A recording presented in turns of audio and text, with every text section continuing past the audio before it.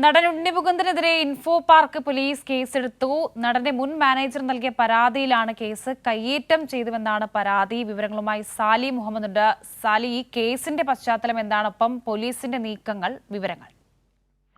ഇവര് ഉണ്ണി മുകുന്ദന്റെ മാനേജറായിരുന്നു ബിബിൻ. ഈ അടുത്ത കാലത്ത് ഇവരൊന്നും എന്തോ പിണങ്ങുകയും ആ പദവിയിൽ നിന്ന് നീക്കുകയൊക്കെ ചെയ്തിട്ടുണ്ട്. അതുമായി ബന്ധപ്പെട്ട ഒരു തർക്കമാണ് ഉണ്ടായതെന്നാണ് മനസ്സിലാക്കുന്നത്. ഇന്ന് DLF ഫ്ലാറ്റില്, കാക്കനാട് DLF ഫ്ലാറ്റിലാണ് ഈ മാനേജർ ബിബിൻ താമസിക്കുന്നത്. അവിടെ എത്തിയ ഉണ്ണി മുകുന്ദൻ വാക്കുതർക്കത്തിൽ ഏർപ്പെടുകയും ശാരീരികമായി ഉപദ്രവിക്കാൻ ശ്രമിക്കുകയും ഭീഷണിപ്പെടുത്തുകയും തെറി വിളിക്കുകയും ചെയ്തു, ചീത്ത വിളിക്കുകയും ചെയ്തു തുടങ്ങിയ കാര്യങ്ങളാണ് ഈ പരാതിയിൽ ഉണ്ണി മുകുന്ദനെതിരെ മാനേജർ എഴുതി നൽകിയിരിക്കുന്നത്. ഏതായാലും മാനേജർ ബിബിന്റെ മൊഴി അല്പം മുമ്പ് പോലീസ് രേഖപ്പെടുത്തിയിട്ടുണ്ട്. തുടർന്നാണ് ഉണ്ണി മുകുന്ദനെതിരെ കേസെടുത്തിരിക്കുന്നത്.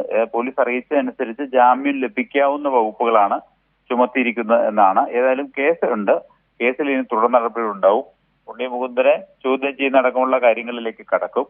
ഏതായാലും ജാമ്യം ലഭിക്കാവുന്ന വകുപ്പുകളാണ് ചുമത്തിയിരിക്കുന്നതെന്നാണ് അറിയിച്ചിരിക്കുന്നത്.